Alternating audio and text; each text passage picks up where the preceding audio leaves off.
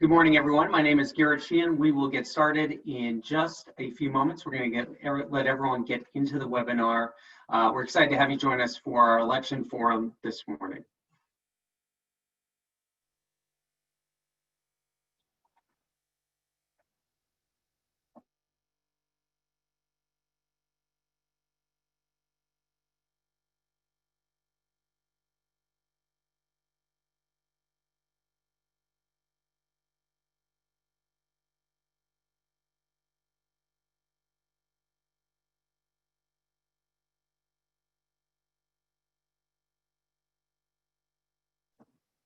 Again, if you're just joining us, we'll get underway in just a moment. We want to let everyone get into the webinar, but thank you for joining our 2020 election forum.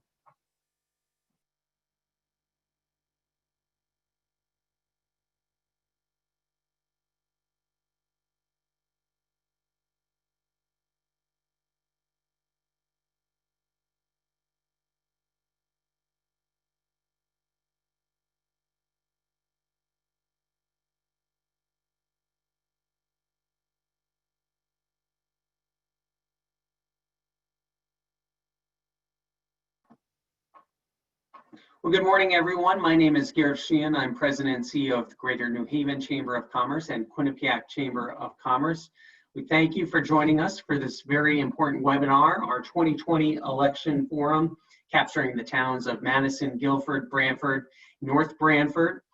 We're very pleased to do this in partnership with other chambers of commerce, the Madison Chamber of Commerce and the Shoreline Chamber of Commerce. At the Greater New Haven Chamber of Commerce, we're doing a series of these election forums across the entire region, and so I want to thank our presenting sponsor, AT&T, for our entire election forum series. With that, I would like to now turn it over to Cody, Executive Director of the Shoreline Chamber of Commerce, and then we'll get started with our candidates. Sherry? Thank you, Garrett. Good morning, everyone. I'm Cody, President of the Shoreline Chamber of Commerce, and I have the pleasure of welcoming you all here today. So welcome to our 2020 Multi-Chamber Candidate Forum.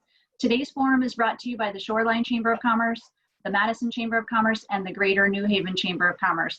But I'd like to give a special thanks to Garrett from New Haven Chamber for putting this together today, and also thank your team, Garrett, for managing the technology as well. I'd also like to thank all of our candidates for being here today and for stepping up to run for office. It's hard work, and we so appreciate your willingness to serve the public in this capacity. Today, you will hear from candidates running for office in East Haven, Branford, North Branford, Guilford, and Madison. Garrett will introduce each of them as they speak, and he will moderate the questions. Eileen from the Madison Chamber of Commerce will close our program, and we anticipate concluding on or before 11:30. Thank you all for coming today, and I'll turn it back over to Garrett. Thank you. All right, thank you, Sherry. I appreciate it. It's great to work in partnership with the Chambers of Commerce in this region, both you and Eileen. And this is actually our second time doing this as well. We did this 2 years ago, and so it's a great tradition to keep up. I'll ask all of our legislators and candidates to turn on their cameras right now, and they can also turn on their microphones. We're going to get started with our election forum. Let me give you some of the ground rules that we're going to be working with today. So we will not have opening statements. We'll introduce each of the candidates and then let them respond directly to the questions that we have. We're limiting this to a 2-minute response time. Time is of the essence today. We have a lot to try to get into an hour and a half, and we're going to try to keep to that time frame as much as we can. Also, we're allowing 30 seconds for a follow-up question. We will be running a timer, so candidates, you'll hear a ding or a beep when you reach that 2-minute mark. We'll also try to put in the chat when you're about 30 seconds left on your time. No follow-ups, or we're going to keep it very tight on the follow-ups, but I would just say there's not a lot of time for going back and forth with your candidates, so please focus on the questions. The questions that we have been generated by our legislative committees at the chambers. We won't have time to take audience questions, and we will have time for closing statements. We've broken the group into two separate groups, a Group A and Group B, and the only reason for that is so that we're not asking everyone the exact same question, but the topic areas are the same. We'll start with Group A, ask them a question, then turn to Group B, and keep going back and forth that way for the majority of the morning. So I'm going to start off with our first candidates, and we have them in what we're calling Group A. And the first two candidates are from the House District 86, which covers Wallingford, North Branford, Guilford, and Durham. So welcome to Representative Vincent Candelora, a Republican, and Vincent Mass Sr., a Democrat. And so our first question for you, gentlemen, and Representative Candelora, I'll start with you. Many of our small businesses have been devastated by the economic downturn that has been wrought by the pandemic. How can the legislature support small business during this time, especially as we're going to be facing new challenges with cold weather and probably still dealing with this downturn as we head into the spring of early next year? Yeah, I mean, that's a great question. It's a fairly complicated one. I think, as we're moving into this budget cycle, one of the things that the state should be looking at is the revenue and how it's coming in. There are certain businesses like our package stores that have done very well. We've seen, triple the sales tax on liquor. But when you look at the hospitality industry, like hotel lodging and admissions tax for things in like the theater industries, we've seen a dramatic decrease. And so I think for some of those industries, it's important that we figure out a way to prop them up through grant programs, especially in the arts. If we're going to see some of these theaters go away forever, we need to do something to correct it. I think one of the things that we should look at is suspending the admissions tax, letting those businesses keep that 10% to try to offset their bottom line because there's such little revenue. And then I think for the Main Street businesses, the PPP had worked well for a lot of people. That has run out. And if we are going to see another entry into a decline, especially in areas like our restaurants, because takeout only goes so far, we need to look at programs to sort of prop them up, whether it's rent programs or some other sort of loan programs that DECD provides. But it's really going to take, I think, a careful analysis of the information, because like I said, there are businesses that are thriving through the pandemic. And so we need to differentiate between them and make sure that we're really helping out those businesses that are suffering the most. Thank you, Vinny. Vincent, same question for you. How can we support small businesses during this economic downturn? Thank you very much, Garrett, for having me on this morning. Yeah, it is a complicated question, but one of the things we could do is, as the weather starts to turn, is especially in the restaurant industry, work with a lot of the small businesses to allow them to do something about outside heating, outside some kind of tents with windbreakers on the side, so that a lot of those small restaurants will have something and some revenue coming in. Another thing is as the pandemic, as the coronavirus fails to uptick and is under control, we can start looking at, allowing restaurants with bars to start letting them serve at the bars, and maybe start working with the bars to start opening them up with certain restrictions that they have to be 6 feet apart at the bar. And hopefully a lot of those bars, especially the small bars throughout Connecticut, will begin to open up, and we'll be getting more revenue. Takeout service, that's a big thing, is we could allow them, to expand the takeout business. Hopefully that would help a lot of small businesses. And a big thing that I like to see is that, especially in the small towns, we should be advertising, especially the legislature and the town councils and the mayors should be advertising to promote the business within your small towns, so that a lot of the businesses in the small towns, which are suffering probably more than the small businesses in the bigger cities, because the population in the bigger cities and the attraction in the bigger cities from the suburbs, we should be able to work with the small businesses in the small towns to help them survive. Other than that, I have nothing else to offer as far as helping the small businesses in Connecticut. Great, thank you, Vince. Let's now turn to House District 101, which covers Madison and Durham. Representative Noreen Kokoruda, Republican, and John Michael Parker, a Democrat. And Noreen, same question for you. What do you see the role as the legislature to support small business as we go through the economic downturn of this pandemic? Well, I would agree with Representative Candelara. We're hearing from our small businesses and they need help. And he's right, we have winners and losers.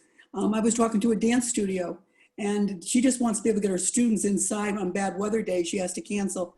I think what businesses, to add to what Ben Candelara said, what businesses are asking for is consistency. And I know it's tough with this virus because we don't know what we don't know. And I know that's a problem. But our small businesses, I worry about the theater in Madison, downtown Madison. And he just got an electric bill that he hasn't been open since March. And he just got an electric bill for $700 for delivery charges. We've got to step up and help him with that, and in every business. So I think the legislators got to be there to pump up these businesses, and all the not-for-profits are going to need. They're all hurting, but we're not going to get out of this and get back to Connecticut, back to where we want it to be, unless we really work with them and really partner with them to help them, and not just decide one size fits all. It's each business is very different. Great, thank you, Noreen. John Michael, it's the same question last in this group. What do you believe the role is for the legislature in supporting small business? Thanks, Garrett. Yeah, so I think the first piece here is making sure that we have a clear plan that is giving folks, business leaders and employees and families the information they need with a clear timeline tied to actual metrics and data, so that the rationale behind our decision making and how that's affecting the reopening phase and where we're headed next is clearly communicated, and folks understand that and can make the right plans for themselves and their organizations. The organization I run, a nonprofit, was very fortunate to get a PPP loan, and that really helped us through the toughest months without having to lay anybody off. So I think another piece of this is really advocating for continued federal support, which certainly Connecticut leaders have a role to play. Maybe additional rounds of PPP funding or EIDL, all these other really great programs. There's also the opportunity for the state to step up and continue state-sponsored lending programs to organizations, to arts and culture organizations, to nonprofits. I think the last thing I'll say is, Connecticut is in a strong position given a rainy day fund, multi-billion-dollar reserves that we've done a great job of protecting and having for this moment. And so the legislature needs to use that funding first before we look at raising taxes on folks or before we look at cutting services. That's exactly what this money is for. And, I'm thankful that the legislature is in a position to be able to continue to steer Connecticut through this challenging time. Great, thank you, John Michael. And I want to thank all of our first four candidates for keeping their responses under 2 minutes. We do have time if there's anything else that you want to add on this issue. And Representative Candelara, I'll start with you. Yeah, I think generally, we've sort of hit all the issues on this. I think the other piece of this, the other piece of the equation is also the employees. When I think about the restaurant industry, our wait staff have not had the tip levels that they normally are accustomed to, which has a trickle-down effect. So the unemployment claims, I think the state needs to do a better job of helping to process those claims. And on the other side, making sure that those industries have the proper level of reimbursement. There's always been talk about the $600 bump up from the feds caused people to not go back to work. And so we saw unemployment running out longer. But the flip side of that, and we talk about the balance, are these wait staff individuals who have lost a significant amount of revenue, which will probably go on for the next 6 months. And so I think the state has done a good job with the supplemental programs of the rental assistance. And it's a careful balance to try to strike, but that is the other side of Main Street that we need to make sure that we are paying attention to. And also on the flip side is, I think going forward into the next session is we are going to have to look at the Unemployment Compensation Fund, how that gets propped back up because we are completely insolvent. I think business owners that are watching this understand that It's the businesses that pay that fund, not tax dollars. And so if we're going to start seeing surcharge assessments onto these businesses, that's going to be another drag. So we've got to time it right where we have the federal waivers so we don't have to pay interest on the money we borrow for the employment compensation fund, but also not kick in that surcharge too quickly where businesses can't recover. Vince, anything you wanted to add?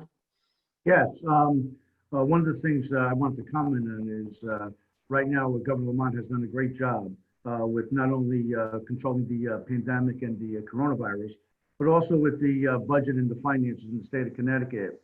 As John Michael Parker indicated, the rainy day fund is over its max, and the state of Connecticut, even during this pandemic, had a $39 million surplus when many legislators predicted there was going to be a deficit. And we should be able to use that money to help the small businesses, work with the small business, especially with the unemployment situation in Connecticut, and working with the federal government, the governor working with the federal government to help with a stimulus package for the residents and the citizens of Connecticut, just like everybody else across the country. And that's about it. Representative Cocaruta, anything else on this topic? Certainly. Two things. One, that what Ben said about the unemployment compensation. Those of us that were in Hartford several years ago, and business owners certainly remember when the fund was in trouble years ago, and really the state government really turned to the small businesses to really make up the difference. And I know it was a hardship for the businesses in my district, for sure. And I think because of what this has been a historic pandemic, I certainly hope we're not going to solve this problem, this fund problem on the back of our businesses like we did last time. And Ben's right about the insurance, the interest being paid and all. That's totally unacceptable. And the other thing I would say is through the emergency orders, Governor Lamont has done some good things, and he's given relief, he's given mandate relief, he's given some permit fees relief. We need to make that all permanent. We need to really step up. This is not just a quick fix. So I think those are two things that could really help. And I just want to add, most of us that are elected right now know what shape the Department of Labor has been through this unemployment compensation. Really fiasco to some extent. We're all working. I know they're working hard. It's unbelievable numbers they're dealing with. But I'll tell you, I've got people still waiting for checks since March, and they paid into the fund. And we really, really need to revamp our Department of Labor when this is all over. I think that would really be money well spent. John Michael, last word on this topic. You muted. Thank you. I think I'll just continue on what Representative Cocaruta was talking about the essential role of the Department of Labor and really the state government as a force for good in our lives, especially during this critical time, and a group of people that we should invest in. So making sure that the Department of Labor specifically and other agencies have the capacity to really provide the services that in these times we see are clearly so essential and that we shouldn't be cutting back on. So again, being able to use those budget reserves and be able to focus other funding on making sure the government is ready to handle the challenge. That's my last idea here. Great. We will now move to our second group, and we will start with House District 102, which covers Branford. We have Representative Robin Comey, a Democrat, with us, and also on the phone, Mark Riccio, a Republican. And so the question that I'll start with for this group is that we have seen our businesses invest heavily in safety for their employees and customers, but obviously the virus is still out there. As far as, do you support liability protections for our small businesses? And are there any other ways to support small businesses in terms of safety, especially as we head into these winter months? Representative Comey, I'll begin with you. I'm on, right? You're on, yep. My mic is working, okay. Thank you so much. Thank you to both the Shoreline Chamber and to the Greater New Haven Chamber of Commerce for hosting this forum. It's a great opportunity for us to get in front of the business community. We did have an opportunity to, during the height of the pandemic, to meet almost weekly with a lot of our Shoreline Business Chamber members, and that has been really beneficial to hear on the ground exactly what our businesses were experiencing and what kinds of support that they needed. You know, I think that you know, I've seen a lot of investments. Certainly, you can go to a restaurant and you can see all the investments that they're making, whether it's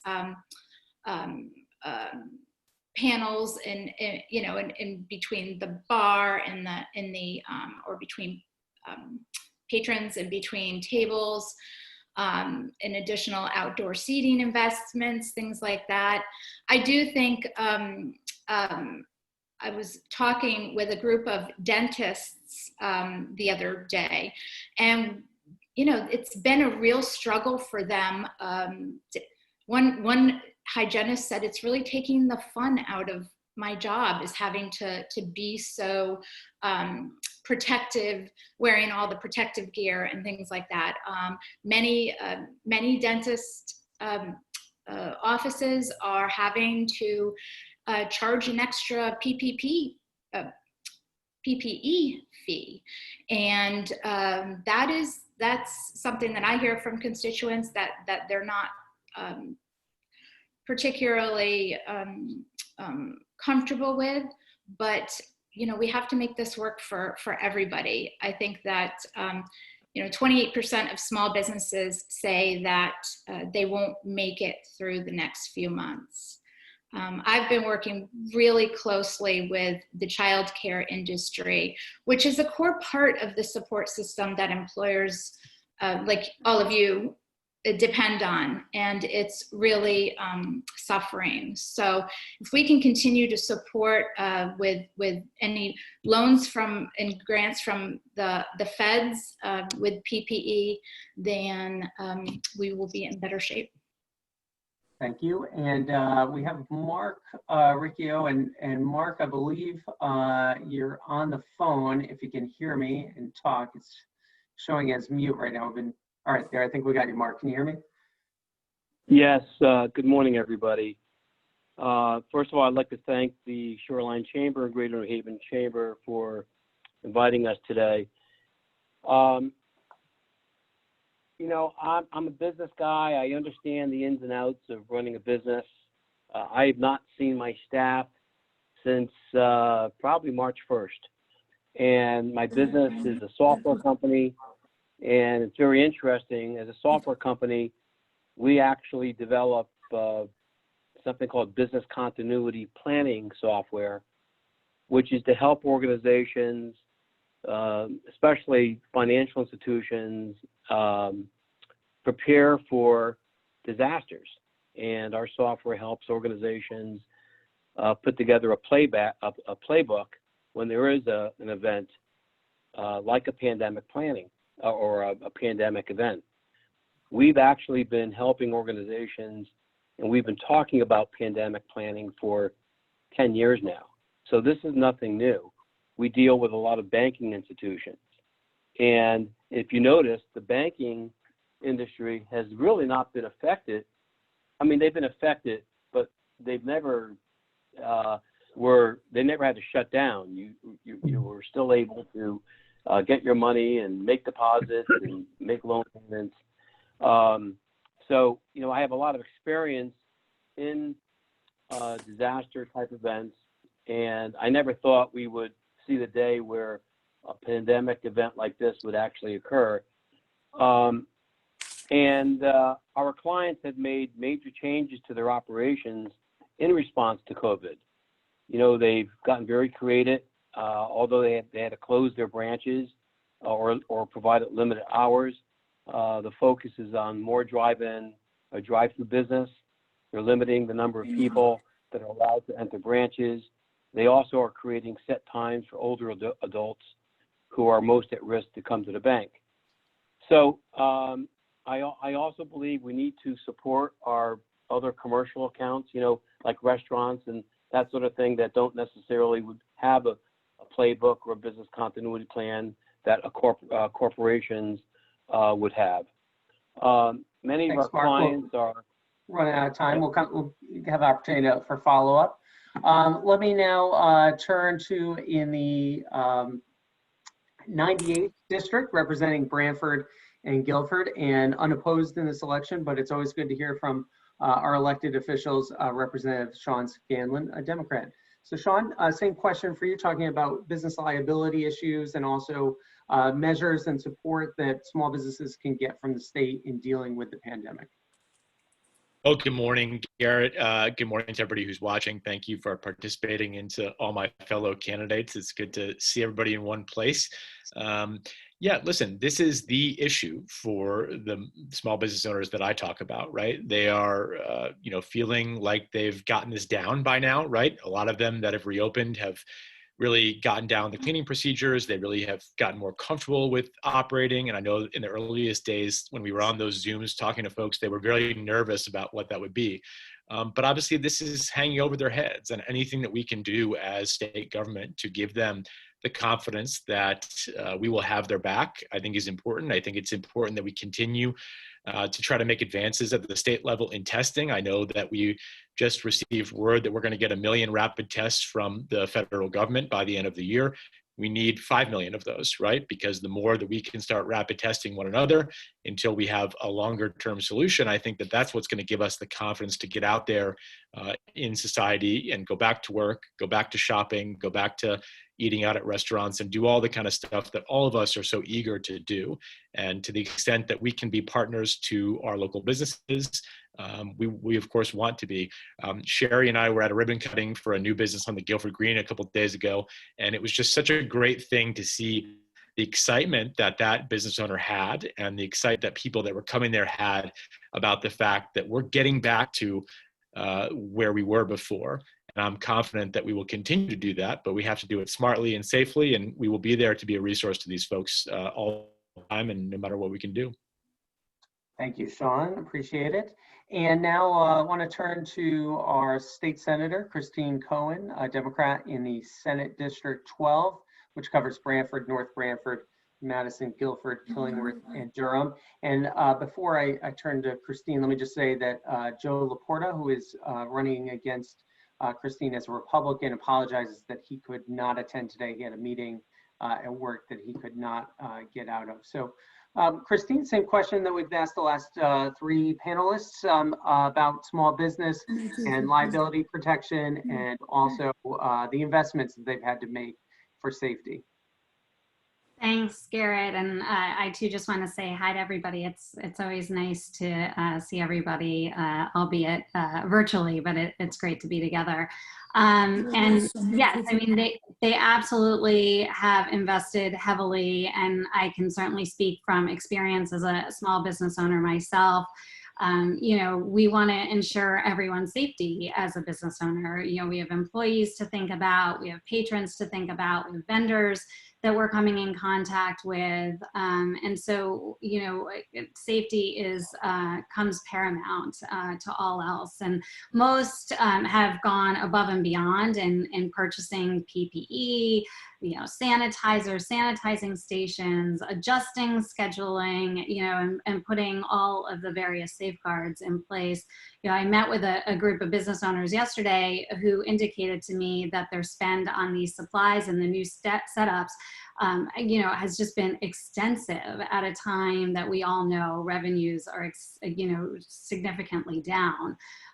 We have the Department of Health and the Department of Community and Economic Development that worked hand in hand with Reopen Connecticut's task force to create and implement these appropriate safety protocols for all businesses across the various sectors. And while these guidelines are really meant to keep everyone safe to the greatest extent possible, we are all joining together, doing everything that we can to prevent the spread of this, as you said, insidious virus.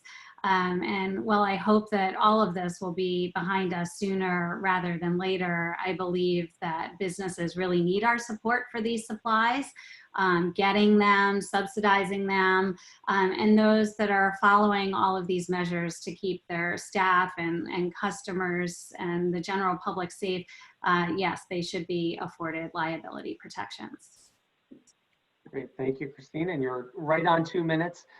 We do have a minute for each person in this group. If there's something else that you want to add on this topic, just let me know. I will say we've had a little trouble with the timer. Not everyone's been right on 2 minutes, but just the noise coming across so that you can hear it. So if everyone can just try to keep their responses close to a minute on this follow-up. So Representative Comey, anything you want to add here?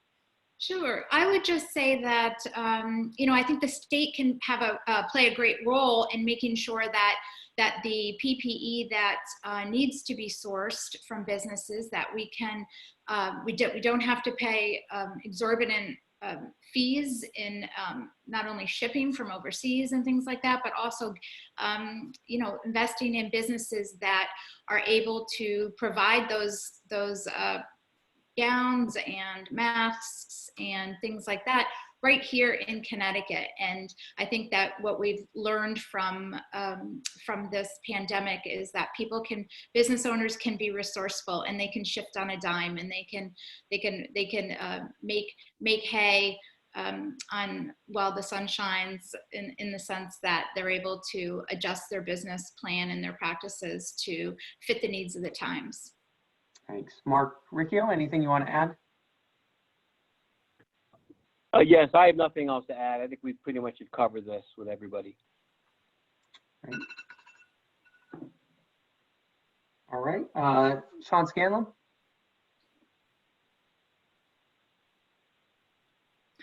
Yeah, ditto. We can move on to the next question as far as I'm concerned. All right. Now, Christine, I'll give you the last opportunity if you have anything else you want to put in here. No, I'm good. We can move on. Thanks, Garrett. Okay. Excellent. So we're going to move back to our first group that we were talking with. And now we're going to turn to the issue of workforce development overall. You'll see these next two questions will be about that. And as we all know, local schools have been significantly disrupted since March. And we've had a district by district approach, acknowledging that everyone is trying their best to make education work, but also there's some serious issues as we move forward. There's economic gaps, technology gaps, gaps that existed even before the virus that are being exploited by the virus even more. So I'll turn back to Representative Candelora. You can be the first one with a crack at this question, but what are the things that can be done at the state level as we look at education and just the vast differences that we have right now across the state? Well, the State Board of Education put together metrics for what levels of transmission, infection levels, and how that translates to whether we should have in-person learning, hybrid, or distance learning. I think that as a state going forward, if this becomes more long-term, and when I say more long-term, I say going into January and beyond, we need to begin to look at applying these metrics across the board for every district, because in my town of North Branford, we are back to school in a full setting. There are some children that chose to distance learn, and it's a much more different experience for those that are home completely distance learning, especially in our inner cities. We have children that have never logged in, that are unaccounted for since March. For our younger populations, the social and emotional development of those children, you don't get those years back. And so I really believe that we need to focus more on a universal metric for these children, especially K through 8, where we're seeing under 12, the virus transmission is much more difficult, and it is probably a safer environment. High school is a little bit of another story. So I think we need more broad conversation. It's the one area that I think the state could do more in, because it is critically important for me to get these children back to normal. I mean, Noreen Koch-Ruda and I have had a lot of discussions of the impact of our special needs children, kids with 504s. Very hard for them to learn in a totally remote setting. So if we do have to go fully remote, we should be looking at allowing segments of our populations, our special ed children, to have some levels of in-person learning. And I think it needs to be done across the board on a state basis, because I do believe some districts are really going to be falling behind. Thank you. Let me turn to Vince now. Vince, same question about education and the role that the state can play as we have districts doing very different things. Again, I don't want to, I want to say that I know everyone is working very hard on this issue, but what is the state role? Well, I'm a member of the Board of Ed for the town of North Branford. And I think we have 169 towns in the state of Connecticut. I think it's difficult for the state to come out with just one map that everybody has to do the same thing. If you notice in our smaller towns and our suburbs, it's a little bit different. The quality of living in those towns is a little bit different than the inner cities. The inner cities where the population is concentrated and they do not have the advantages that we have in the smaller towns. So I think the boards of ed should have some autonomy within their own towns and their own cities to determine how they're going to move forward. And certainly, safety is the #1 priority for our children in the school systems. And we have to educate them. I think in North Branford, where we have, in-person learning, it's been so far successful. There have been some positive tests of the coronavirus, but our superintendent has jumped right on top of them. If you also notice in some of the high schools across the state, some of them are beginning to close due to the outbreak of the coronavirus. I think the boards of ed have to move cautiously and work with the state to find out exactly what would work in their city. And keep in mind that as long as that we do proper PPE, proper sanitation, social distancing within the schools, wearing the masks. I know I have 2 granddaughters in the school system, and I watch them get on the bus with their masks on, watch them get off the bus with all the students with their masks on. So it's up to the boards of ed to work with the superintendent to ensure that the principals of all of the schools and the teachers are following proper procedure. And if you could do in-school learning, in-person learning, and it's successful, fine. But once an outbreak starts, then they have to address it and go to an alternative to have the children learn, but also we do not want to jeopardize them. That's about what I think. I think that the state should have just a roadmap, but then let each board of ed work autonomously so that they know what works best in their district for their children. Thank you. Thank you. Thank you, Vince. Representative Cucaruta, same question about education. And I should say, obviously, the business community is interested in this because of their employees, because of their residents as well, but also this is the future workforce, and there's been a lot of challenges to education over the last year. So your thoughts on this topic? Yes, thank you for that question. Obviously, I agree with both Vin and Vin about as far as schools, and I'm really happy that our governor has chosen to let our local boards of ed make decisions on the towns. But what I want to talk about today a little bit is our technical schools. And I think even before the virus, I think I was happy with some of the stuff the education committee did. We did, when I first got to Hartford, Governor Malloy was actually talking about turning technical schools over to towns. And really it was the business community that stepped up and really saved the technical schools and kept the state supporting them. And I think between the business community, working with our technical schools and also with our community colleges, really there's an opportunity there. I think prior to that, we were training kids at our technical schools for things that there weren't definitely jobs for in Connecticut. And I think the business community has stepped up and changed that. And I'm really hopeful. I think we've done some good legislation that I'm proud of over the last few years. And Vinny mentioned the special education folks, people that have an IEP. One of the bills that I was excited about this year that got through committee, unfortunately, when we closed, didn't finish, was really, came to our attention that technical schools can really block any student with an IEP from coming to a technical school. And as one of my constituents said, my child can't get through a geography course, but he can take a motor apart.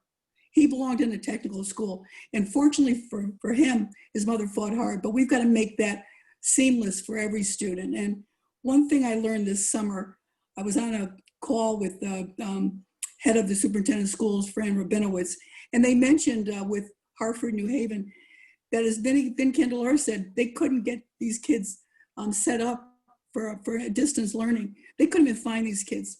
The housing problems have really affected education more than most of us would ever have thought. And when you can't find kids to set them up with a Chromebook and really get the internet service to them. So I think there's some really hope around. We've tried new things with new technical changes, but I think what we've done in the past with workforce development, working with the business community, we've got to continue to do more of it and definitely step up for our special needs community with job training. Thank you. John Michael, same question about education, and there's been talk in some of the responses also of the gaps that we face across our entire state. Yeah, thank you. First, as we've discussed, making sure there's good data and strong guidelines, provided at the state level to our local school leaders to help them make the right decisions for their communities. That's sort of the essential backdrop here.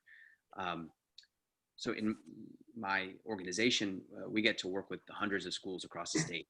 And so over the last 6 months, it's been a really interesting look into some of the different challenges that different communities across the socioeconomic spectrum face. So, I think it's important to say, as we discussed before, that an essential piece of this is continuing the support services that help families, working families right now, because the issues around housing, around food insecurity, are really what exacerbate and create a situation where students and families can't make the most of what's offered. So the programs like lost wages assistance, unemployment, maintaining our health insurance opportunities, food and nutrition programs, that's all really at the core of this conversation. I also want to mention that we need to continue supporting a thriving nonprofit sector, organizations that come in and offer supportive services that help bring learning to life for students, often with resources that are not available to our schools sort of in the first place. That can make a real difference. And this is a time to make sure, again, we're standing up for that community because it takes so much. But really, as we've talked about, wanting to not cause these issues in the first place, we're really talking about things like ECS funding, making sure that we fully fund and fully implement the updated formula, because that's going to make sure we are bringing more equity to our schooling system with more resources to the schools and communities that need it the most. Things like minority teacher recruitment and retainment. There's a lot of sort of related social justice issues here around making sure that the issues of the education, the opportunity gap, and then the foundational issues of the income and wealth gap for different communities, that's what's causing this. So unless we zoom out and really focus on those in the long term, we're just going to get back here in the future. I'm going to give everyone time for a 1-minute follow-up, and a question I'm just going to pose back on that is probably takes much more time than that. But earlier this morning, I was on another webinar where we were talking about how business will not be the same even when things do recover. And so on the same topic of education, are there things that we should change as a state in how we do education going forward? Now that we do have this disruption, there's an opportunity to do things differently. Are there any things that you would suggest? I know we look at schools that are maybe all online for the entire year. Is 180 days still the model that we need to use? I'm not sure, but I'm just asking out there, are there different things that we should do as a state from an education standpoint with this opportunity that we have for change right now?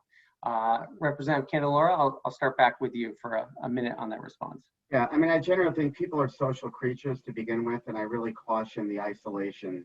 Going fully to distance learning, I do get concerned for our kids.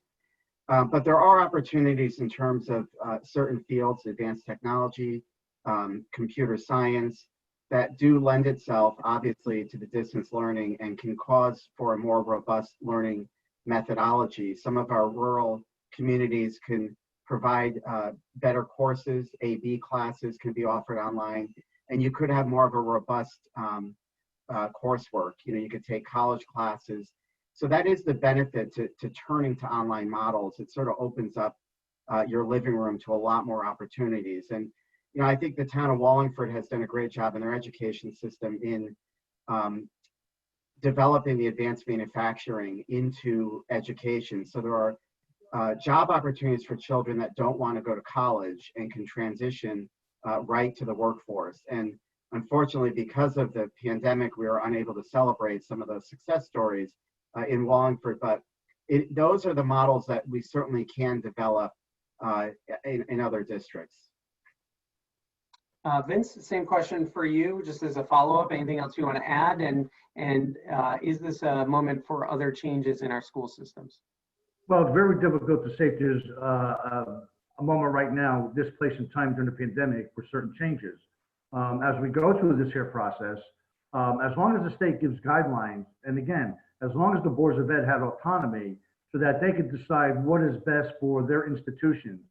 I believe New Haven opted for the first 8 to 10 weeks not to have in-person learning because they felt that that would work best in their city. That doesn't work necessarily the same in all the different towns.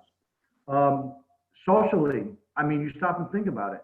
A lot of children, especially kindergarten, 1st through 5th or 6th grade, this is a social thing for them where they get to interact with teachers, they get to interact with other students.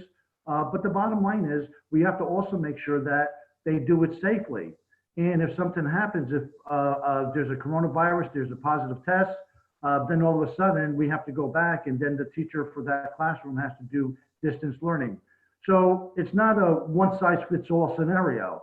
Each town and each Board of Ed has to decide what is the best interest for their town. And the biggest thing is, yeah, we definitely want our children to be educated, but we also want them to be educated safely. And that's the biggest thing. Thank you. Thanks, Vince. Noreen, same question as a follow-up. Well, I would just add, I think John Michael talked about the opportunity gap. And, you know, this is an opportunity right now because people are open to change. We have really settled in a lot of school systems, and actually the State Board of Education kind of got used to one size fits all, and we know that doesn't work. But I was looking at your mailer that you put out, actually, CBA put out a mailer. And one of the things they talked about, which is right on for really what we're talking about, is streamlining, remove the barriers for apprenticeships, training requirements, streamline professional licensing process. We've got to get young people into these professions that are really, really woefully understaffed right now, and we don't have a future built and a bench to do it. So I think working with our technical schools, expanding them, getting more access to children to be in them, also make apprenticeship opportunities open for everybody. And we really, you know, when I hear somebody trying to get into a technical school, I was talking to a mother with twin boys. One got in and one didn't. Well, these kids are not going to go to college. And one got in, well, what's that about?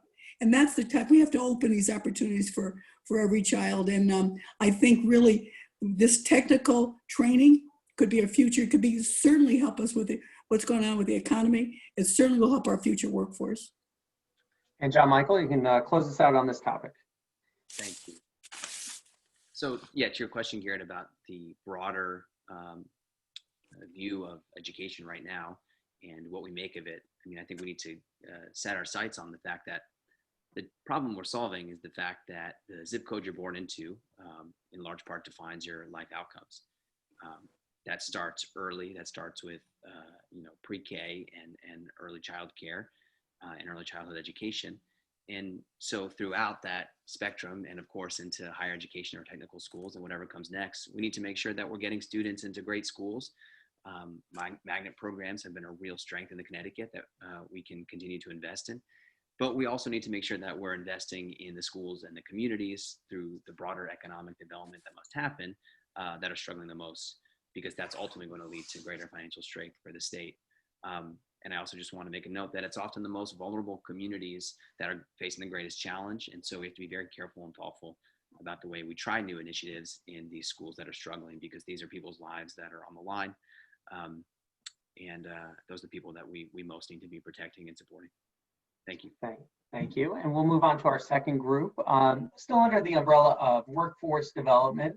And Representative Scanlan, I'll ask you first, but and I know this has been brought up already, the devastating level of unemployment that we're dealing with right now in the state. There may be more federal relief on the way, we'll see.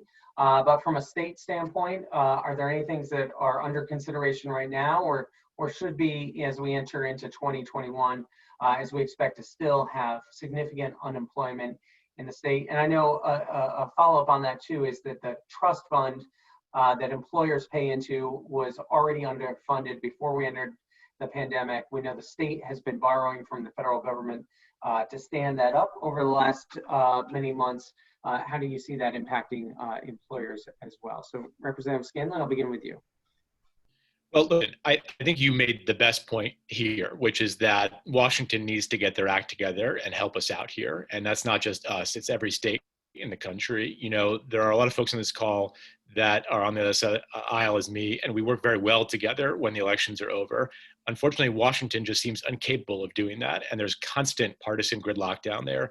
So they've been talking about doing a second coronavirus relief package, a CARES Act 2, for months and months and months. And every day I read the news, and sometimes it looks like there's going to be something that happens, and sometimes there's not. And I think that the American people are just sick and tired of that. So my hope is that after the election is over, they will get serious about that, and the states will get some much needed relief given the strain that we have been experiencing here for some time.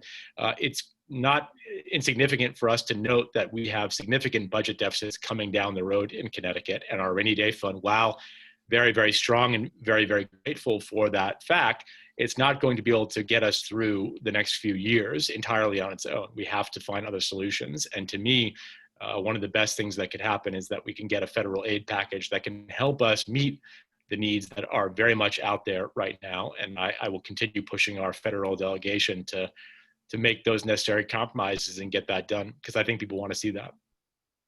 Senator Cohen, same question for you. The challenges that the state faces with unemployment and literally the laborers who are out there without work right now and may not have good prospects for at least several months into the future. Yeah, thanks, Garrett, for that question. And I think, all of us who have been legislating during this pandemic can attest to the fact that that alone, dealing with our unemployment system and those who are unemployed and trying to figure out compensation for those folks has taken up exorbitant amounts of time because of some gaps that we've seen, and the sheer numbers of people that are unemployed and needing our help. I think the latest numbers out of DOL is that Connecticut's unemployment rate is 8.1%, which is a little bit less than the national average. So, certainly there are states in a better position than Connecticut, but there are many that are far worse. We have, been adding lots of jobs back, but the concern obviously would be what job losses are permanent and what jobs will we see added back quickly as we continue to open and move into other phases. Phase 3, of course, happening this week. As has been the case with our last few recessions, the impacts of economic impact of our low wage earners has been really far more significant than with the rest of the labor force. And so we really have to double down on our education efforts of the workforce. And, we saw a couple months back job training programs through the state for when folks are out of work. It's a good time to get those who are unemployed learning new skills, tying in with your workforce development question. And we've been able to implement some of these programs to ensure that folks are trained for jobs that are available or will be coming online. We also, something else that was brought up earlier is being mindful of our unemployment compensation fund and replenishing that. And we absolutely, as Representative Scanlan pointed out, we need our federal government to step in here on so many levels. We need our federal government to provide more PPP funding for small businesses. We need our federal government to help us replenish that unemployment insurance fund. We cannot allow for this to come in this form of special charges or special assessments on the back of our small businesses who are also really struggling right now. Thank you, Senator. Representative Robin Comey, same question, dealing with unemployment and plans for how the state can try to address that issue, especially as we head into 2021. Sure. Well, I agree with my colleagues here. We had passed some great legislation in 2019, I guess it was, that we're investing in some pipeline to jobs, the workforce, and the jobs that are available. We have a work share program that can be really invested in fully. I was door knocking and I talked with a woman who who was a teacher and was needed to find another career, and she was in her early 60s, and it was because her doctor would not let her go back to work in a classroom where she would be in close contact with students and put her health at risk. So there's working with the job centers and other folks to make sure that we get people in a direction that they're comfortable with. We did have the rainy day fund, which no one's really mentioned here, is at the highest ever at $3.1 billion, and it's allowing us to pay down some of the state's pension debt, which of course we needed to do very desperately. We've had a little bit of bumps in the unemployment tax, taxes, income tax returns because of the taxable income of the unemployment that so many people have received, and some bumps from the sales tax from online sales. So we're a little bit better, as Senator Cohen said, than some of the other states, but we still have a long way to go. So I think that we can, as Representative Candelora said at the beginning, like we need to talk about what growing some revenue would be. Thank you. And Mark Riccio, same question about dealing with unemployment.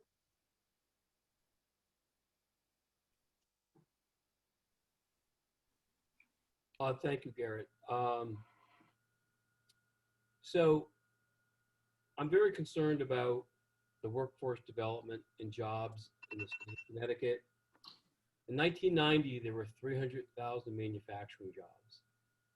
Today, there's 160,000 manufacturing jobs. The average wage is about $90,000. The other big concern I have is 27% of the current manufacturing workforce is expected to retire by 2024, based on a recent survey by CBIA. Pre-COVID, 350 Connecticut manufacturers responded to a recent survey. They said 60% of those companies that responded said that workforce in jobs was their most significant need. 89% of them said that recruiting qualified workers was their primary challenge. The state of Connecticut has been anti-business for years, and now we're paying the price. So the question is, how are we going to replace that workforce? We need to create an effective public-private partnership with trade schools. The goal of the state of Connecticut should not be to shut down businesses or motivate businesses to leave the state of Connecticut, but to motivate them by staying in Connecticut. We need to talk about giving reasonable tax breaks for those companies that are willing to come to Connecticut, but you have to cap it. Mark Riccio wants Connecticut to be open for business. That's a message I want to be able to send to this group today. Thank you. Thanks, Mark. And I'll pause for a moment. If anyone in this group wants to add anything more, you can jump right in. Yes, this is Representative Riccio, Mr. Riccio, representative on the RTM here in Branford.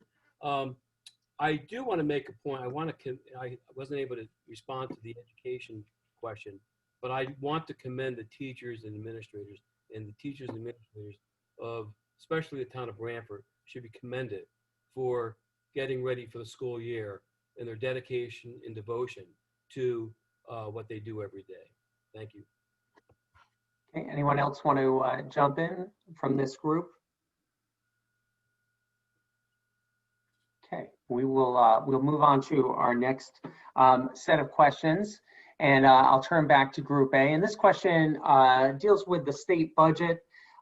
We obviously, there's been projections from the governor's office of a deficit of $2 billion for the fiscal year that begins in July, it began in July, and then $3.5 billion for the next fiscal year. We've been dealing with these deficit projections for many years now, and it seems like the pandemic will exacerbate the situation. So Vince Massey, I'll start with you. Just your response and ideas of of how the state will be able to deal with these budget shortfalls that are projected for this year and for the next going forward. How if you're elected, do you plan to address these?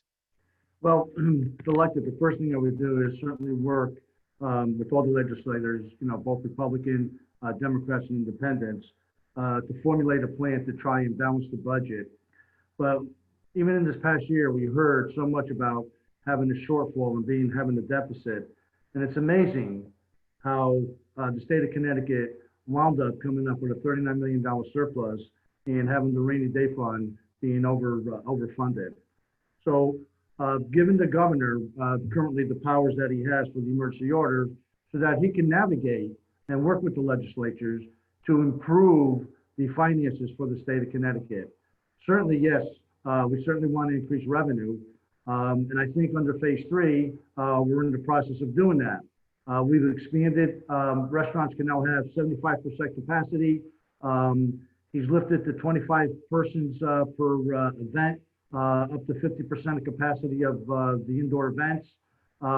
He's lifted the capacity for having weddings and having outside events, amphitheater. Those things coming during the fall and next year will certainly drive up revenue and certainly put money into the state coffers pocket so that we can do something and avoid such a deficit.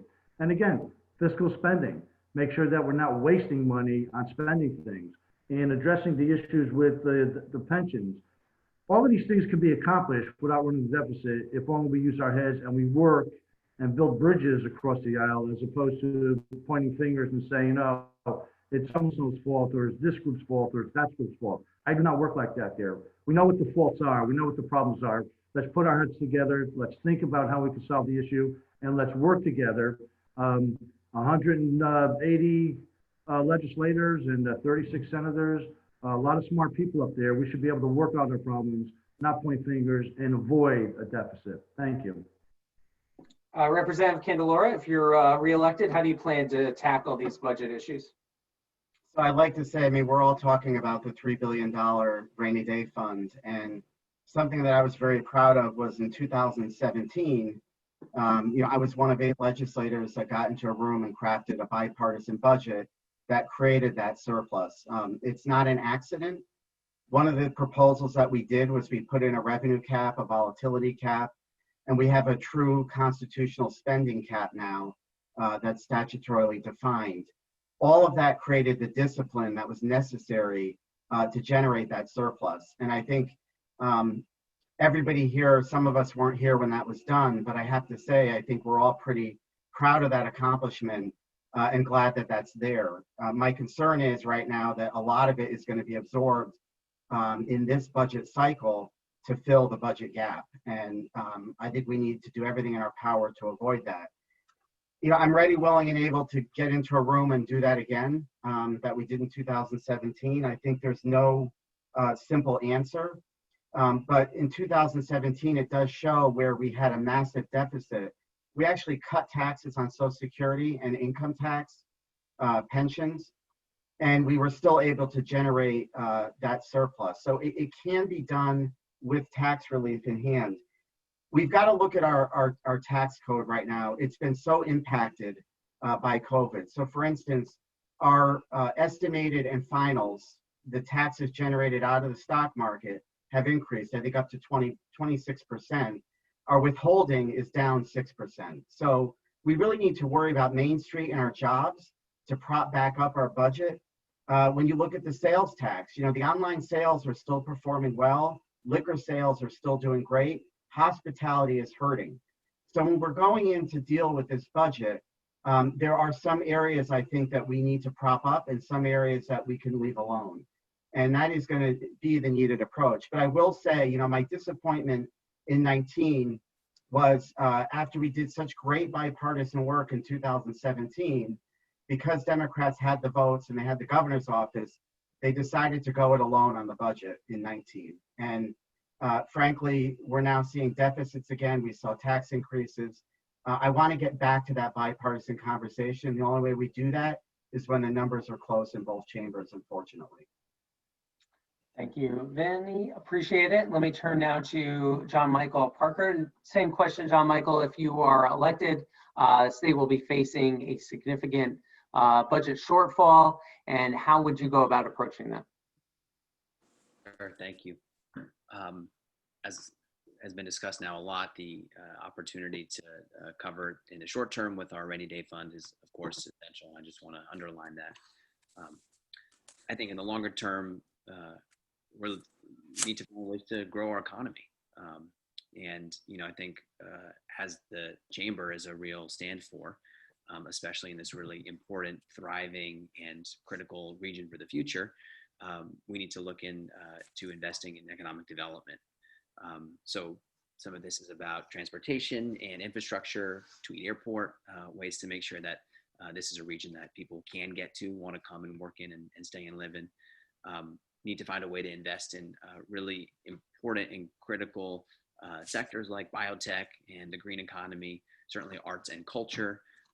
More broadly, we've seen that investments in tourism come back in a huge way. So finding a way to make sure that people come to Connecticut and enjoy the incredible resources that we have here. Some of that's about changing the narrative and, the conversation about people leaving the state. We're actually seeing in these days, folks coming to the state. There are so many people of my generation, young families that are moving in, moving home, moving back to this community because it's such a great place to live. And so finding a way to make Connecticut affordable for folks is going to be really critical. Ultimately, we need to find a way to focus on small businesses because those are the real drivers of our economy, the drivers of job growth, the places where small investments in funding for capital expenditure, workforce increase. This is the way that we actually grow jobs and grow the economy. This is sort of on the both talent acquisition side, making sure that we have good training for folks, as we've discussed, great education, and also an opportunity to ultimately make sure we're ensuring Connecticut is an affordable place to live. Thank you. Representative Cocaruda, same question on dealing with the state budget. Sure, thank you. I just want to add to what Ben Candelora said about the bipartisan budget of 17-18. That was such a remarkable, I want to get everybody's, that was such a remarkable time.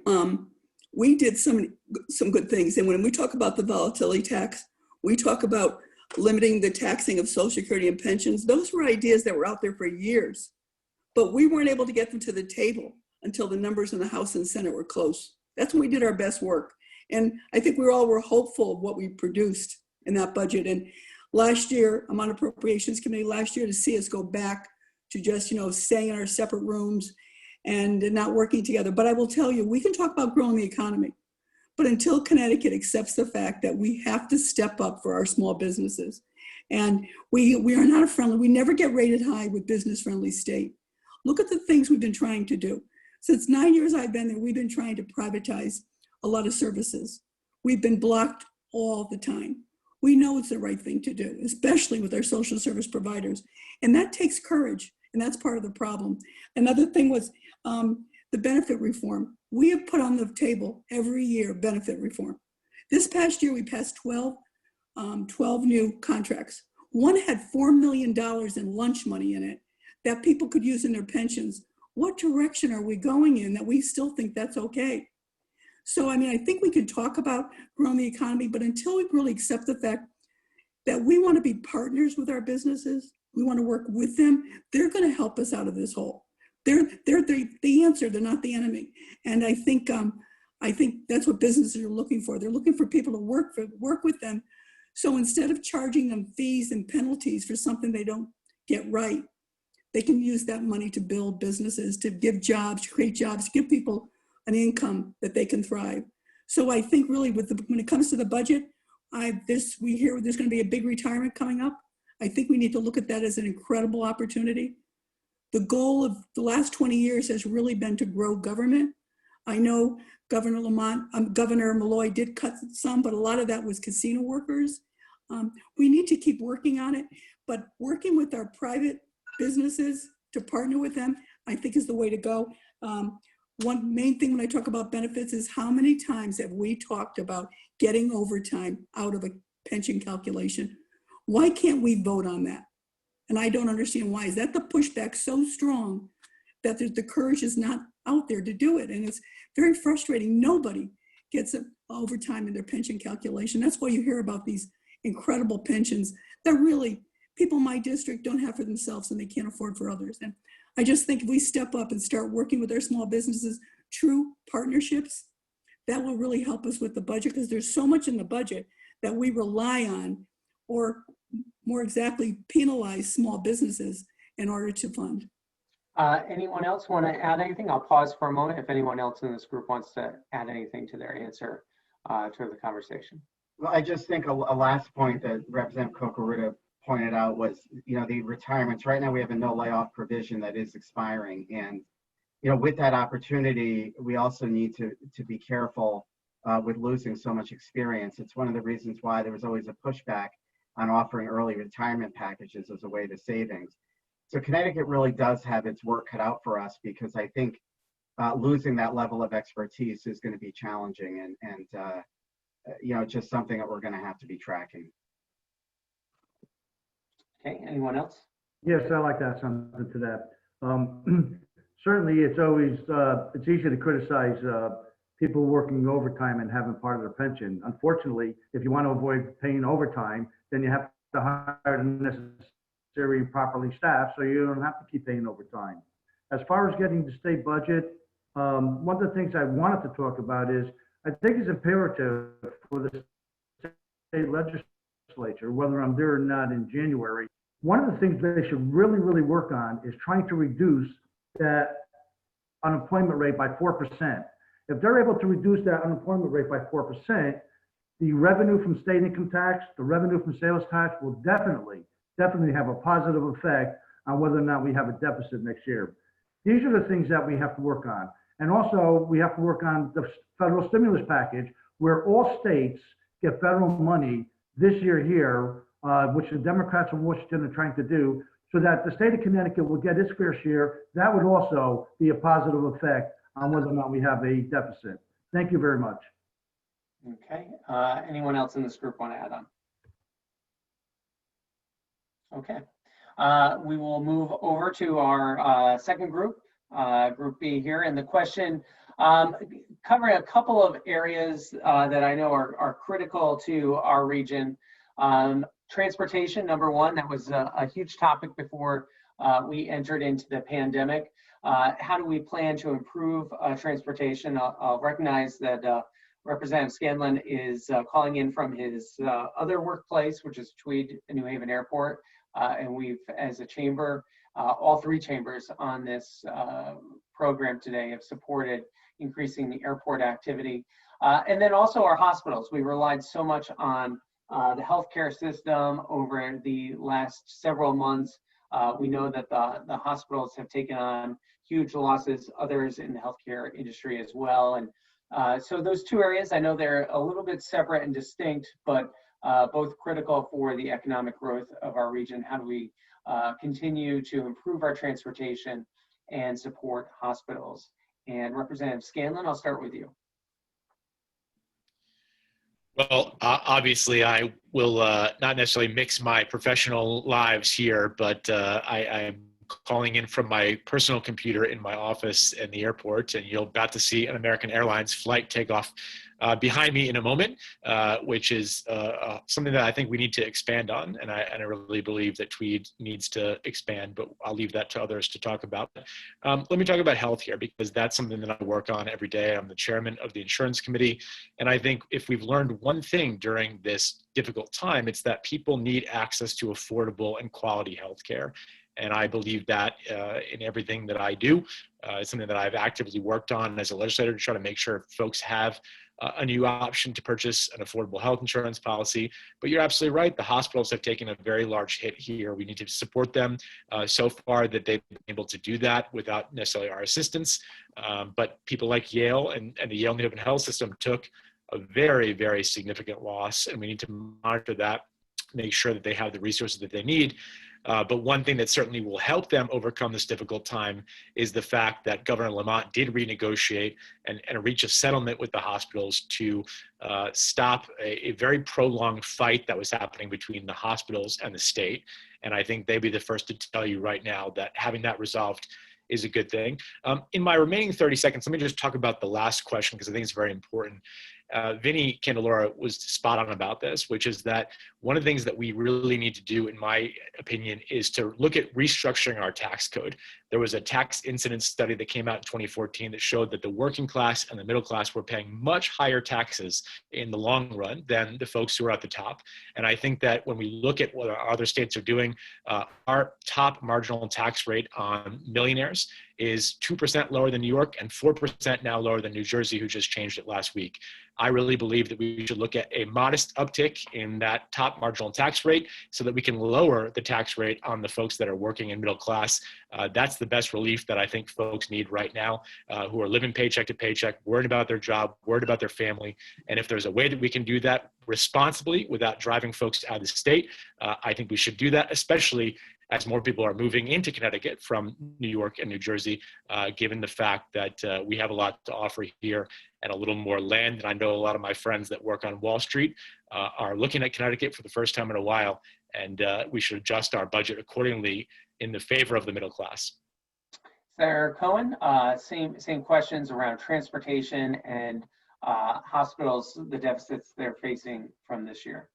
Yeah, thanks, Garrett. And I just want to say that I wholeheartedly agree with my colleague, Representative Scanlan, on essentially everything he just said. But certainly the tax code, as well as you mentioned transportation, and I absolutely agree that we need an expansion of TWEED.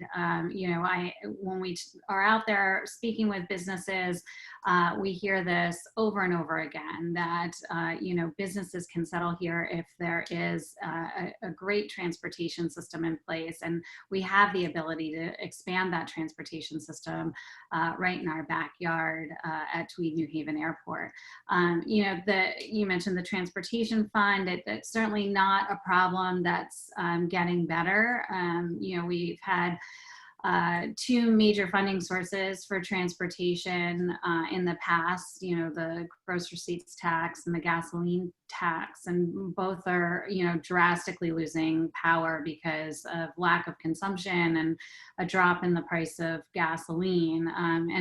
What we're trying to fund our special transportation fund with now is sales tax, and we're redirecting that out of the general fund, which is always sort of a dangerous proposition, right? When we're stealing money from the general fund to pay into transportation, some would say, right?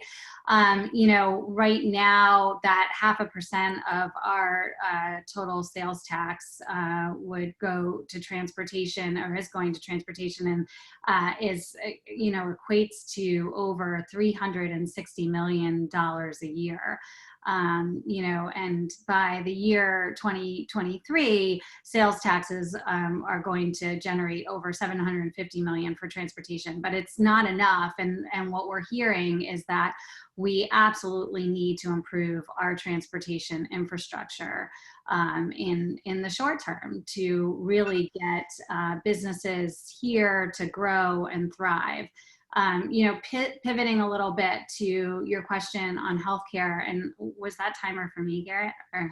It was. If you can just wrap up. Okay, I'll wrap it up. I just wanted to briefly touch on that because I am passionate about this. I actually introduced a bill in 2019 for a public option as a small business owner myself. I recognize that affordable healthcare is really hard to come by, paying astronomical deductibles, as are so many business owners out there with really high premiums, paying $35,000 before I was even seeing a benefit. So it's something we have to really drill down on, work with our hospital systems. I'm really excited about bioscience. I think our investment investment there in this fast-growing sector has been paying off in droves. I'm the co-chair of the Bioscience Caucus of the Legislature, working with our life sciences companies, and in particular in the 12th district, we have a really great bubble that's growing right here, actively hiring and continuously innovating, especially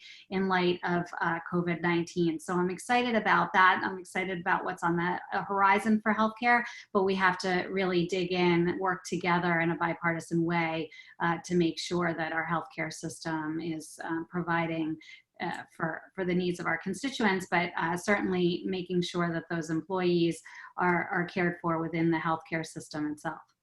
Thanks, Christine. Let me turn now to Mark Riccio. Same question, Mark, is about how do we take care of support transportation, improve our transportation system, including Tweed, and then also the challenges our hospitals are facing right now. Thank you, Garrett. Well, first of all, I do support the expansion of Tweed. I think we should also consider taking a look at expanding the Stratford Airport down in the Stratford area. But again, it all goes back to the job problem. We can talk about transportation all we want, but we need jobs. We don't need more taxes. And I'm going to start asking some questions that I don't have answers to. Where is the gas tax money going to? Where is the casino money going to? Where is the lottery money going to? When I knock on doors, people are asking me those questions. I don't have an answer to tell them. But when I get elected to Hartford, I am going to start asking these questions, because we need to stop spending money, and we need to start coming up with innovative and creative ideas to grow our economy. It's all about growing the economy. And the other concern I have is, since people now are working from home, I think we need to take a hard look at the transportation needs of the state. And I haven't seen a client since February. So before we start going out and spending millions and millions and millions of dollars on our transportation infrastructure, we need to make sure we don't go out and build something that's not going to be needed. I don't know. We always seem to be redirecting funds from one fund to another, and I'm just very concerned about how we're spending our transportation money. The Bus to Nowhere project. What was the return on investment on that project? Okay, so I've got some concerns about how we're spending money up in Hartford, and and how we're going to. What are our transportation needs right now? As far as the hospitals and the healthcare industry, someone talked about the biotech industry. I'm probably going to run out of time, but I think we should be investing in the biotech industry and trying to motivate biotech organizations to come to the Connecticut area, the greater New Haven area. And I don't think we've done a good enough job motivating those biotech. They're all up in Cambridge, Massachusetts. But again, you need probably a better transportation. You need a better air service between Boston and New Haven, so that you can partner with some of these companies out in the Cambridge area to grow your biotech industry here in the state of Connecticut. Okay, thank you. Let me turn to Representative Comey. And Robin, last question here concerning transportation, and then also the challenges that our hospitals are facing due to the pandemic. Thank you, Garrett. Okay, so there's a lot to unpack there. As far as the transportation, just to discuss, transportation is such an important part right here on the shoreline.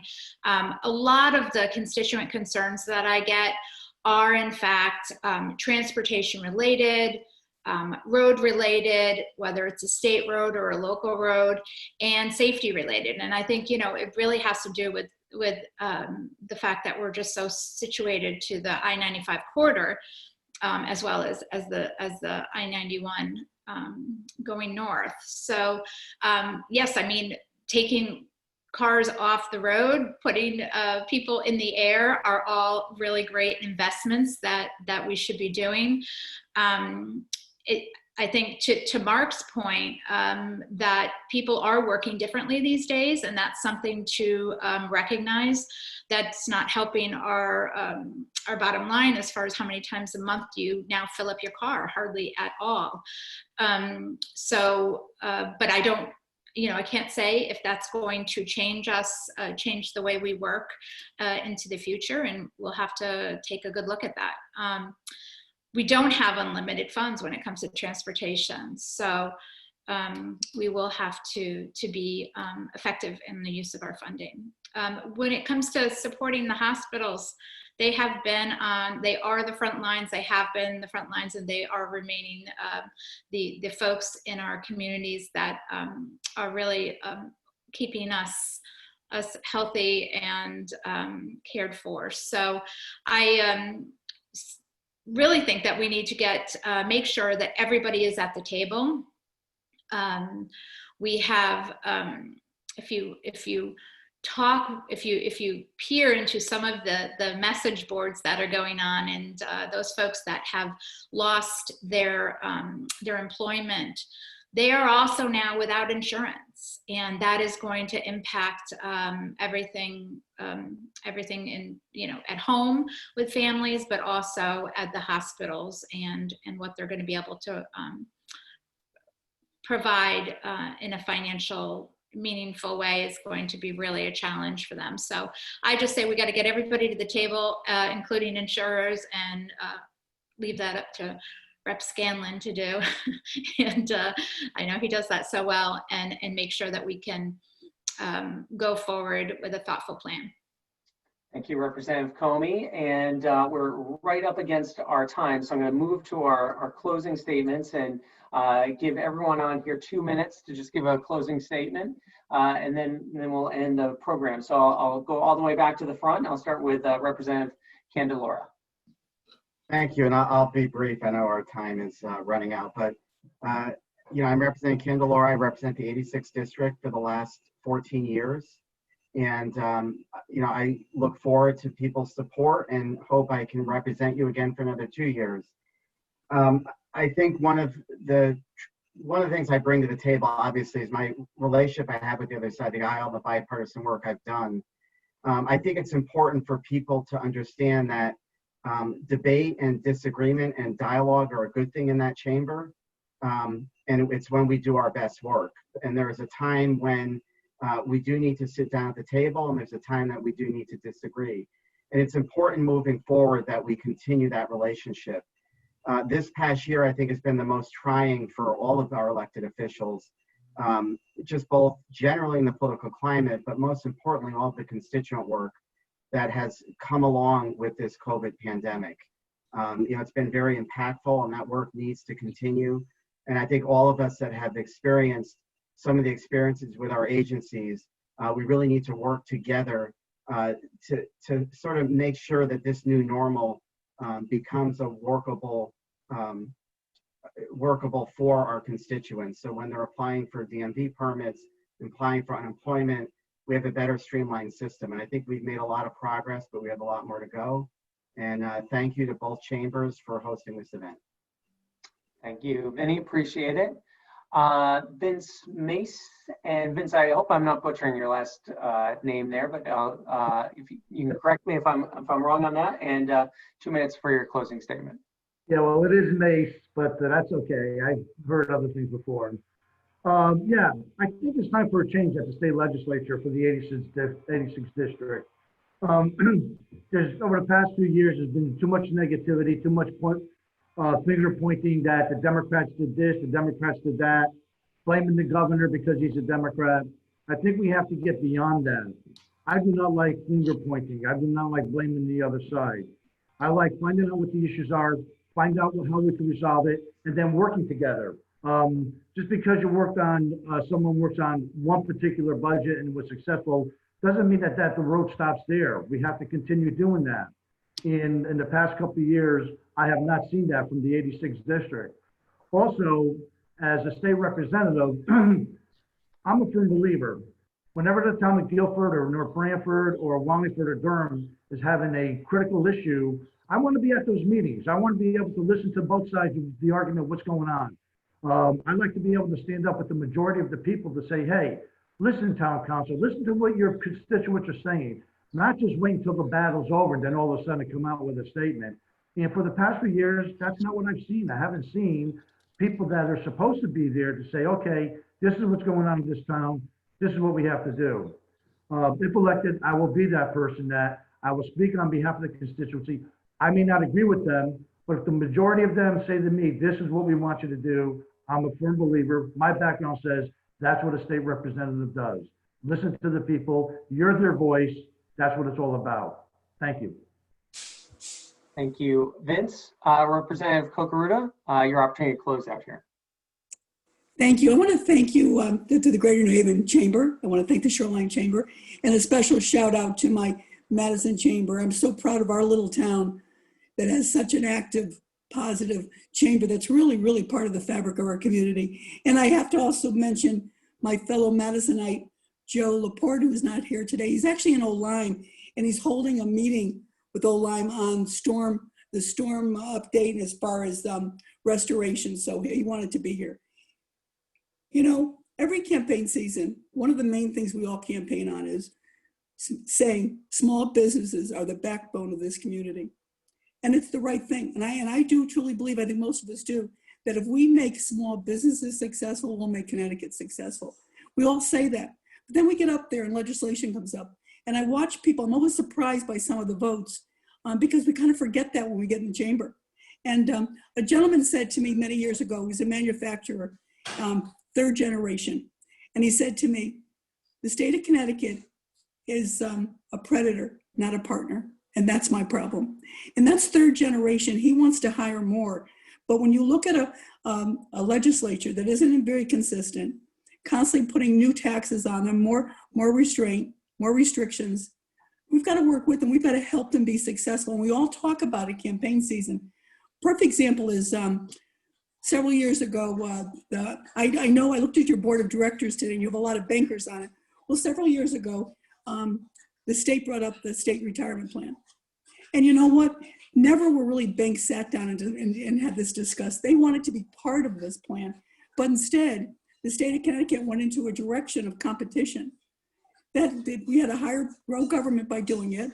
But I looked at our community banks that are such an important part of our communities. And I just can't believe, I couldn't believe that they weren't the first people in the room that we were talking to. And at one point, I brought our comptroller into one of the local banks in Madison. And our comptroller said, well, you can't do this, this, and this. That's why we didn't do it with you. And this bank president said, yes, we can. We can do all that. We want to work with you. So it's that attitude. I think as we move forward, we're not going to turn Connecticut around without our small businesses and large businesses. But we've got to stop looking at them as not partners. You know, when I look at the prevailing wage bills that keep coming, when you talk to people that are proponents of it, the bottom line is they don't trust business owners. Isn't that a shame? So if we don't have that confidence in each other, we don't trust each other, it's hard to move forward. So I hope going forward that knowing how small businesses are a key part of this, they're the job creators. We don't have to create the jobs, they do. And we have to get out of the way and make them do it and help them do it. And we can't always count on the federal government to do it all. This is an opportunity for Connecticut legislature to step up and put business first. And it's really going to turn our state around. I'm looking forward to the day that I'm voting on a bill and I look up in the chamber at the balcony up there and it's filled with small business owners. And that in my 9 years has never happened. And that would be a goal. And I think it would help everybody, it would create jobs, it would help a lot of our families have opportunities they don't have now. And it certainly would put us in a different financial position where we could really do the things that government should be doing with like protecting our people and educating our people. We should be doing that. But thank you. John Michael Parker, closing statement for you. Thank you. Yeah, thank you so much, Garrett, for having us and for facilitating. And thank you to the three chambers for working together to make this happen. And of course, to the other candidates and elected officials for taking the time to have this conversation. I've been very grateful to benefit from the chamber. And this last year, I got to be a part of the Leadership Greater New Haven experience, which in my role as a nonprofit leader was so helpful to meet the community, network with other folks that provided some really exciting opportunities for our organization and a learning opportunity for me. And then, you know, in the wake of applying for a PPP loan, trying to figure out that process, organizations and small businesses, leaders like myself who were trying to respond, it was so great to have this network of folks, again, between the Greater New Haven and the Shoreline and the Madison Chamber, to share ideas and figure out solutions. And I'm just very thankful for this community and what you offer. As someone that grew up in Madison, that graduated from Yale, that has spent a lot of time in and around Greater New Haven, this community means a lot to me, and I'm grateful to be a part of it. This is my second year at this forum. I ran in 2018 as someone that was new to politics. My background was as a teacher, and then as a nonprofit in-school provider in New York City, and then here in Connecticut. And as I've mentioned, I now lead a statewide nonprofit with a team of over 100 folks that serves 175,000 students across the state each year. A really incredible opportunity to see the challenges and the opportunities that exist in our education, in our economy. That's something that I would be so grateful to bring to the legislature. And after coming up just 18 votes short in 2018, a recount in our election, I'm really inspired and honored to be running again. It's a privilege to hopefully serve the folks in Madison and Durham, folks that I've spoken with that are so excited for change, that see the challenges that exist, and that know it's going to take new leadership to get us there. So I thank you all for your time and your consideration. And if anyone wanted to learn more about my ideas and my background, my website, jmp4ct.com, has a lot of information, and our Facebook and our YouTube have a lot of videos where we discuss some of these things. I'm sure that you folks are going to be providing all those links. So thank you all for being here, and thanks again for this opportunity, Gary. Thank you. Representative Sean Scanlan, closing thoughts from you. Thanks, Garrett, and thank you to the Chamber and all my colleagues who are on the call today. Look, you know, Connecticut is facing some very difficult times. These are some of the most challenging times that many of us will ever experience in our entire lifetime and have experienced in decades.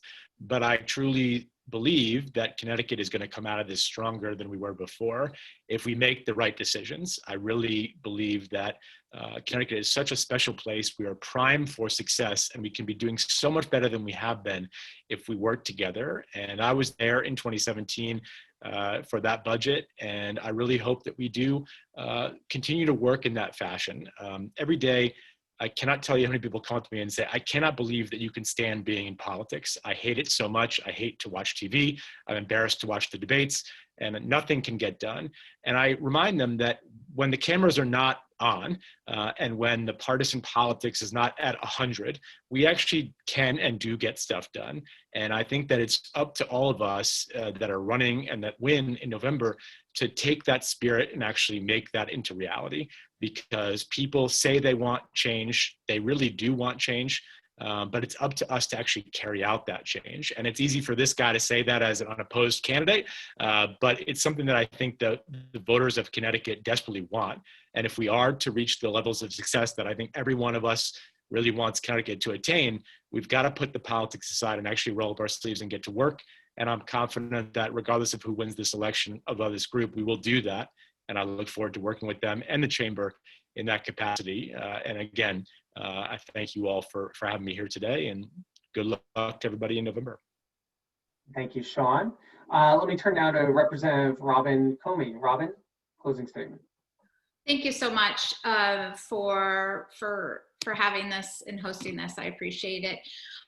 When I was elected 2 years ago, I was thrilled to gain the trust of the people in this community in Branford who knew that I would work hard for them. I have the pleasure in Hartford to work on committees with a lot of folks here today.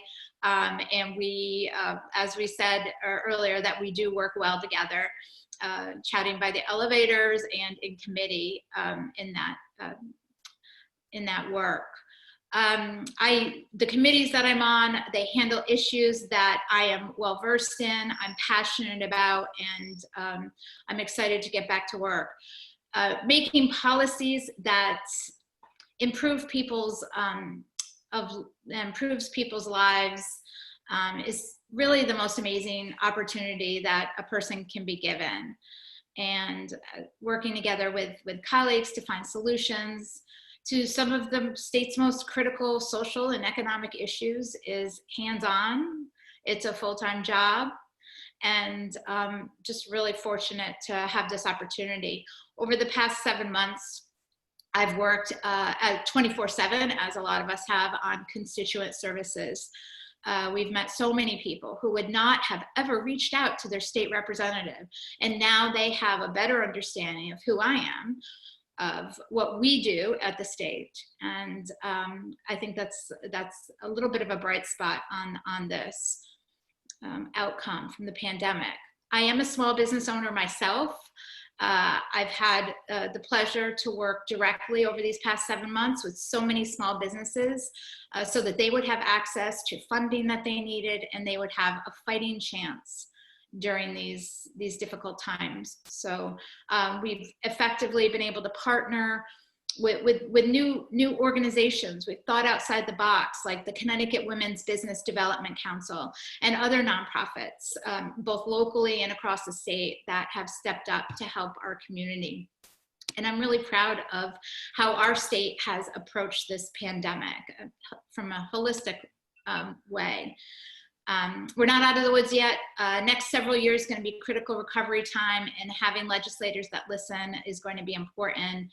And when our workforce is healthy and mentally, physically, and economically, then our families will be in a better position to succeed and be active participants in growing our tax base. And I keep the people of the state in the center of policymaking that I do, and we will win the day at the end, in the end, with that. So thank you so much. Thanks, Robin. Mark Riccio. Thank you. First, I'd like to thank the Chambers today for hosting this event. I've been a resident of Branford since 1984. I've been a member of the RTM body for the last 10 years, providing budget oversight. I've been a very vocal RTM member for the last 10 years, making sure that citizens' taxes and property taxes are being spent wisely, and especially during several difficult economic times, especially when I first joined the RTM 10 years ago. Hartford desperately needs people that bring common sense, that are fiscal responsible, that can read a budget and can take on the challenges that are going on right now in our state, and most importantly, bring solutions. I'm a small business owner. I can relate to the challenges those small and medium business owners deal with every single day. We need to start thinking out of the box. We need to create partnerships. The state of Connecticut needs to change their attitude. We need to become a business-friendly state. We need to look at how we're spending our money. As I said before, where's the gas tax money going? Where's the lottery money going? Where is the casino money going? I haven't had anyone tell me where it's going. Well, we know where it's going. It's going to the general fund to pay for funds or bills that are not being properly managed. We don't need more taxes. We need more jobs. We need to retrain our citizens. So I hope everyone will take a hard look. And by the way, my opponent, Robin Comey, provides some wonderful programs, and especially in the early education field. And I commend her for the work that she does in that area. So I want to thank you today for inviting me, and good luck to everybody. Thank you, Mark. And let me close out now with Senator Christine Cohen. Christine? Thanks, Garrett. I just want to thank you, the Greater New Haven Chamber, as well as the other chambers for putting this together, taking a collaborative approach to it. It's a great opportunity for us, not only to share our thoughts and stances, but to hear from others as well, other legislators and candidates, and gain understanding and perhaps a sharing of ideas. I've been really honored to serve as the 12th District Senator, as a mother, a business owner myself of 17 years, somebody who's worked for Fortune 500 companies in the state. I was a former school board member, and certainly now a state senator. I have had the experience and the ability to weigh and synthesize various options and outcomes to find answers to a variety of problems affecting a variety of different constituencies. I'm absolutely passionate about the state. I think that's probably clear to everybody who comes in contact with me. We live in a wonderful state, and I'm grateful every day to live and work in an area so abundant in natural resources, with some of the best schools in the country, a world-renowned healthcare system, a state that's rich in agricultural and industrial heritage, and now a place ripe for growth of fast-growing sectors, as I mentioned, like life sciences. There's no doubt we are facing really challenging and unprecedented times, but by working together, we can see our continued growth and future success, and I'm really committed to seeing that happen. In my short tenure, I developed a small business council. I was saying I met with a bunch of businesses yesterday. I do this continuously because it's really important for me to learn and from small businesses, from constituents, and advocate for the needs of the district's companies. I fought against and ended the business entity tax. We introduced, as I said, legislation for a public option for small businesses feeling overly burdened with healthcare costs. And I'm just wholeheartedly committed to continuing that work so that the backbone of our economy, our small businesses, can excel. I certainly didn't do all of this alone. Listen to my constituents every step of the way. I am a huge proponent of working in a bipartisan manner. I think my colleagues here could attest to that. I work in a research-driven manner to find workable solutions to the state's public policy needs. And I would be ever so grateful for the opportunity to serve again for a re-election to the seat so that I can continue the people's work through collaboration, integrity, and compassion. So thank you.